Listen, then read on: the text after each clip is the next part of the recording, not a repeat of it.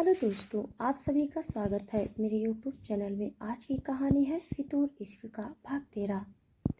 उधर मुंबई में रूह पूरे लगन से लग चुकी थी अपनी नई पोस्ट की जिम्मेदारी को पूरा करने में, जिसमें जब जब कोई दिक्कत आती तो अधिराज के पास वो चली जाती। अधिराज भी बहुत शांति से उसे समझाता था। दोनों के बीच हालात सुधर रहे थे, जिस वजह से दोनों एक दूसरे के साथ कंफर्टेबल भी फील करने लगे थे। और अधिराज इस बात से खुश था कि रूह भी उसके साथ अब पहले से ज़्यादा सहज फील कर रही थी। वहीं उधर रुद्र को रत्नागिरी आए 4 दिन हो चुके थे। वो 2 दिनों में वापस आने वाला था, लेकिन उसे 2 दिन ज़्यादा हो गए। इधर रूह को भी बीच बीच कभी कभार रुद्र की याद आई, लेकिन फिर उसने खुद को काम में झोंक दिया। वैसे भी इतनी बड़ी पोस्ट की जिम्मेदारी भी बड़ी थी, जिस वजह से रूह का ज़्यादा ध्यान अपने काम में ही था। अधिराज वो भी इस वक्त अपने ही एक प्रोजेक्ट में बिजी था। साथ ही रत्नागिरी वाली प्रॉब्लम भी इसी वक्त आ पड़ी, जिस वजह से वो भी थोड़ा बिजी हो गया था। लेकिन बिजी समय में भी वो दिन में 3-4 बार तो रूह को बुला ही लेता था अपने केबिन में। काम के बहाने ही सही, रूह उसके साथ उसके सामने टाइम स्पेंड करती और अधिराज की थकान, फ्रस्ट्रेशन रूह के उसकी ओर मुस्कुराते चेहरे को देखकर दूर हो जाती थी। हर बढ़ते दिन के साथ रूह उसे ज़्यादा अच्छी लगने लगी थी। सामने रूह भी अधिराज के उसके प्रति नरम रवैया और उसकी और से हर बार की जाने वाली हेल्प से अधिराज की ओर खींचती चली जा रही थी। हालांकि वो अभी भी अधिराज के गुस्से से डरती ही थी, लेकिन इतने दिनों में अधिराज ज़्यादा गुस्सा नहीं हुआ था। ज़्यादातर तो वो शांति रहता था रूह के साथ, जिससे रूह भी अब अधिराज के साथ थोड़ा ज़्यादा सहज हो गई थी। इससे ही 5 दिन गुजर चुके थे। ओफो, ये सब आज ही ख़त्म करना होगा। फाइल्स के ढेर को हाथ से पकड़ती हुई रूह अपनी केबिन की ओर जा रही थी। सर को इधर उधर करती हुई वो चलती जा रही थी कि अचानक किसी ने उसके हाथ से आधी फाइल्स को ले लिया। रूह सीधा फेस करके सामने देखी तो उसकी आंखों में चमक आ गई। सर, आप? सामने रुद्र था, जो अभी भी वापस आया था, और आकर वो तुरंत फ्रेश होकर कंपनी आ गया था। अधिराज अपनी केबिन में बैठा काम कर रहा था। रुद्र को देख हैरानी से रूह बोल उठी, कहाँ थे आप इतने दिनों से? सब ठीक है ना? रुद्र रूह को देखकर मुस्कुरा के फाइल्स लेके चलता हुआ, मेरी इतनी फिक्र हो रही थी तुम्हें? मेरी इतनी याद आ रही थी तो मुझे कॉल कर लेती ना, मैं फट से आ जाता तुम्हारे पास। रूह ये सुनकर चलते हुए मुँह बिचका के, मुझे क्यों आएगी आपकी याद? वो तो मैं, हाँ जानता हूँ, मैं बहुत हैंडसम हूँ। मुझे देखे बिना इस कंपनी में गर्ल्स को चैन नहीं आता। सही कहा ना मैं? ऐसा कुछ नहीं है जैसा आप सोच रहे हैं। दूसरी लड़कियों का नहीं पता, लेकिन मैं तो बस इसीलिए पूछ रही हूँ क्योंकि आप अचानक से उस दिन चले गए थे, इसीलिए बस। उस दिन का जिक्र होते ही रुद्र गंभीर होता हुआ, रूह, तुम ठीक हो ना? और उसी दिन के लिए मैं सॉरी, मैं तुम्हारे लिए कुछ नहीं कर सका अधिराज के सामने। अधिराज का जिक्र सुन रूह मुस्कुरा के आराम से बोली, मैं बिल्कुल ठीक हूँ, और सॉरी ना बोलो आप, जिसकी गलती थी वो सॉरी बोल चुका है। ये सुनते ही रुद्र हैरानी से फिर से चलता हुआ, यू मीन टू से अधिराज ने तुमसे? जी सर, उन्होंने माफ़ी मांगी और हमने माफ़ कर दिया, बस बात ख़त्म। इतना बोलकर रो रुकी क्योंकि उसका केबिन आ चुका था, लेकिन रुद्र अभी भी आगे जा रहा था। रूह की बात को सुनकर सदमे से रूह उसे आवाज़ देती हुई, रुद्र, हमारा केबिन यहाँ है। उसकी आवाज़ से रुद्र चौंका और पलटा। रूह को फाइनेंस मैनेजर की केबिन के पास खड़ा देखकर रुद्र एक नज़र उस दरवाजे की ओर, फिर रूह को देखा। न समझी से रूह हैरानी से को समझती हुई, जी सर, सर ने हमें ये पोस्ट दी है और ये हमारी नई केबिन है। बोलते वक्त रूह के फेस पर खुशी और चमक साफ साफ दिखाई दे रही थी। रूह को ये सुनकर झटका तो लगा, लेकिन अगले ही पल वो खुशी से फाइल्स को फर्श पर पटकते हुए रूह के हाथों को पकड़ के जोर से बोला, oh my god, wow wow, congratulation miss Thakur, ये तो बहुत अच्छी खबर सुनाई आपने। इतना बोल वो रूह के हाथों को कस के पकड़ लिया। रूह शर्म से झेपती हुई अपने हाथों को छुड़ाने के लिए कोशिश करने लगी, लेकिन रुद्र ने उसके हाथों को कस के पकड़ा हुआ था।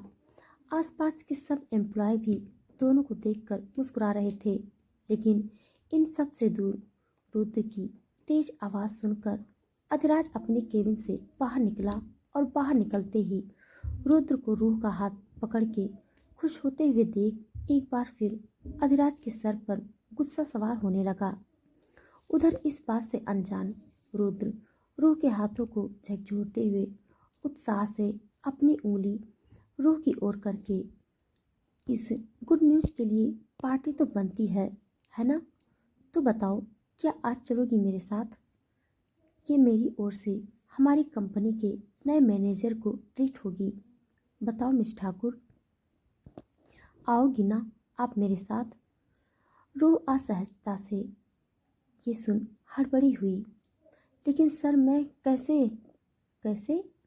रुद्र रूह के हाथों को छोड़ उसके कंधों को पकड़ के बोला, अगर वगर कैसे वैसे सब छोड़ो, मैंने कह दिया मतलब कह दिया, अब मना मत करो यार प्लीज।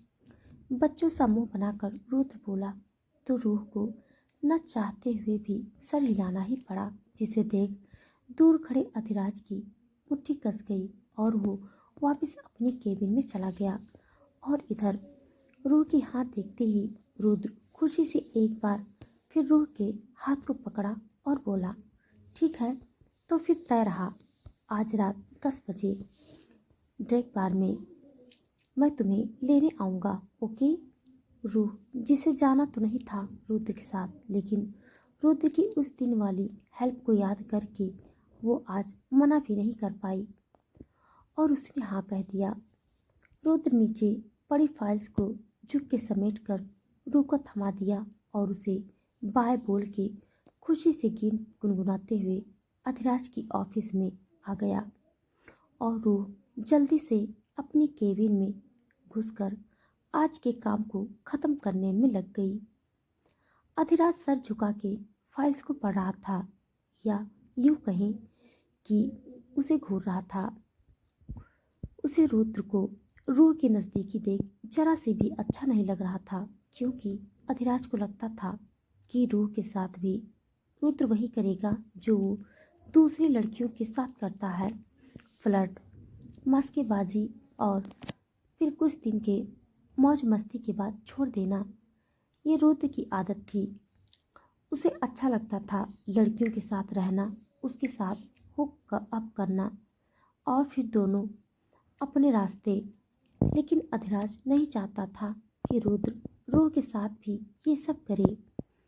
अधिराज को लगता था कि रुद्र अपनी फ्लर्टी चिंजी लाइन से रूह को उससे दूर कर देगा, और अधिराज ये कतई नहीं चाहता था, जिस वजह से वो जब भी रुद्र को रूह के नज़दीक देखता या उन दोनों को साथ में बात करते हुए देखता तो जल जाता था। आज भी फिर से वही हुआ था। अधिराज दोनों को साथ में बाहर जाने का सुन अपनी ऑफिस में वापस आ गया था। रुद्र आकर कुर्सी पर बैठ के टेबल पर टैप करके झाँकते हुए, हेलो ब्रो, देखो मैं आ गया। उसकी आवाज़ सुन अधिराज ने अपना सर उठाया तो सामने मुस्कुराता हुआ रुद्र बैठा था। अधिराज कुछ नहीं बोला। ये देख रुद्र आगे बोला, क्या बात है, मैं कुछ दिन बाहर क्या गया, तुमने तो लोगों को अदल बदल डाला। अधिराज आईब्रो ऊंची करके उसे घूरा तो रुद्र दांत दिखाते हुए बोला, अरे इस तरह घूर क्यों रहा है? डरा मत मुझे। हाँ, मैं नहीं डरने वाला तेरे इस लुक से। इतना बोलकर पेपर वेट को घुमाने लगा। अधिराज इरिटेशन से हाथ टेबल पर मार के बोला, हो गया बकवास, तो काम की बात कर। रुद्र अधिराज के बिगड़े मूड को देखकर सर हिलाया और रत्नागिरी के सारे बात प्लान को अधिराज को बता दिया। इसे सुनकर अधिराज सर हिला के, ठीक है, अच्छा किया। एक काम कर, तू अगले कुछ मंथ तक उधर का काम ही देख, जिससे वो कंपनी भी सेटल हो जाए और जो दुश्मन है वो भी पकड़ा जाए। ये सुनते ही रुद्र अपनी आंखें बड़ी करके, क्या? नहीं ब्रो, आप जानते हो मुझे वहाँ रहना पसंद नहीं। काम की वजह से मैं गया था, तब भी मुश्किल से रह पाया। और आप हो कि उधर अगले कुछ महीने तक वहाँ रहने की बात कर रहे हो। नहीं, ये नहीं होगा मुझसे। ये सुनते ही अधिराज रुद्र को घूर के, हर बार अपनी पसंद की जगह मिले ये ज़रूरी नहीं, और तुझे जाना ही होगा उधर। ये मेरा ऑर्डर है। वैसे भी बहुत कर लिए तूने अभी तक मुंबई में मज़े। अब तुझे भी तो मालूम होना चाहिए कि इतनी बड़ी कंपनी को चलाने के लिए कैसे कैसे प्रॉब्लम आती हैं और क्या क्या करना पड़ता है। तू जाएगा, ये फाइनल है। जितनी जल्दी काम ख़त्म करेगा उतनी जल्दी वापस आने को मिलेगा, अंडरस्टैंड? रुद्र अधिराज को गुस्से से देखता हुआ, नहीं, मुझे ही क्यों, किसी और को भेज दो ना। मैं नहीं रह सकता उस अजीब सी जगह पर, प्लीज़ भाई। अधिराज कुर्सी से खड़ा होकर कांच की विंडो के पास खड़ा होता हुआ इस बार गंभीर आवाज में बोला, क्योंकि तू ही सबसे ज़्यादा भरोसेमंद साथी है मेरा। फिर रुद्र की ओर पलट के, अगर तू नहीं जा सकता तो ठीक है, मैं चला जाता हूँ। इधर का काम तू देख ले। ये सुनकर रुद्र बुरा सा मुंह बनाकर अधिराज को घूर कर, नहीं, आप मत जाओ, मैं जाता हूँ। और देखना, अगले 15 दिन में सब क्लियर करके वापस आ जाऊँगा। ये सुनकर अधिराज मुस्कुरा के कुर्सी पर बैठता हुआ, ये तो अच्छी बात है, चल फिर लग जा काम पर आज ही। ये सुन रुद्र को आज रूह के साथ की बाहर जाने की बात याद आई, तो वो फटाक से बोला, अरे नहीं, आज नहीं, आज तो आया हूँ, कल जाऊँगा ना। अधिराज उसे घूरा तो रुद्र हाथ उठा के, पक्का प्रॉमिस बोला। अधिराज सर हिला के वापस से लैपटॉप खोल के काम करने लगा। रूह का जिक्र याद आते ही रुद्र ने ये बात अधिराज से पूछा। नई पोस्ट देने की बात के बारे में तो अधिराज के लब मुस्कुरा दी और वो बहुत शांति से रुद्र को सब बताया, जिसे सुनकर रुद्र के दिल में रूह के लिए और ज़्यादा इज्जत बढ़ गई। वो भी खुश हुआ ये सुनकर, बहुत अच्छा किया तुमने ब्रो। वो सच में बहुत स्मार्ट सा माइंडेड गर्ल है, और सबसे बड़ी बात, वो नेक और ऑनेस्ट है। मुझे तो वो बहुत अच्छी लगती है। Like her, she is talented girl. रूह की तारीफ करता हुआ रुद्र मुस्कुराने लगा, तो उसकी यह हरकत और उसके मुंह से रूह की तारीफ सुनकर अधिराज के दिमाग में फिर से कुछ देर पहले की रुद्र की रूह के हाथों को पकड़ा हुआ सीन याद आया, जिसे याद करते ही अधिराज की आंखों में रुद्र के लिए गुस्सा आने लगा। इसने जोर से एक फाइल को टेबल पर पटका और बोला, अब लड़कियों की तारीफ हो गई हो तो काम किया जाए। रुद्र हैरानी से अधिराज को देखता हुआ, काम काम काम, हर वक्त आपको काम ही काम तो करना है। ये जिंदगी दो पल की, इसे खुशी से जियो मेरे यार। खाओ पियो और पसंद की लड़की के साथ ऐश करो, इससे ज़्यादा। Shut up Rudra. रुद्र की बात के शब्द, पसंद की लड़की के साथ ऐश करो, इसे सुनते ही अधिराज का पारा हाई हो गया, जिसे वो सीधे सीधे रूह के साथ जोड़ लिया था। गुस्से से लाल होते हुए रुद्र को देख के वो बोला, shut up and go back to your work now. इतना बोलकर वो उठा और बाहर निकल गया। और अंदर रुद्र आंखें झपका के खुद से, ऐसा भी क्या बोल दिया मैं जो ये इतना ज़्यादा गुस्सा हो गया।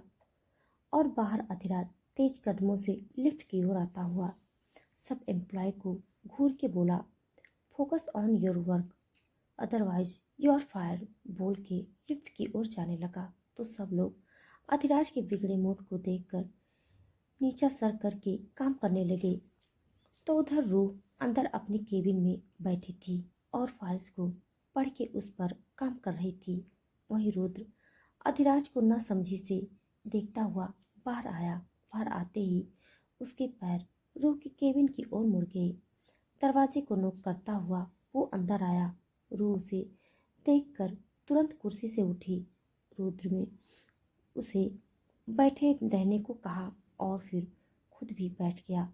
रुद्र रूह के टेबल पर पड़ी फाइल्स को देखते हुए एक फाइल को उठा के बोला, क्या तुम ये सब आज ही ख़त्म करने वाली हो?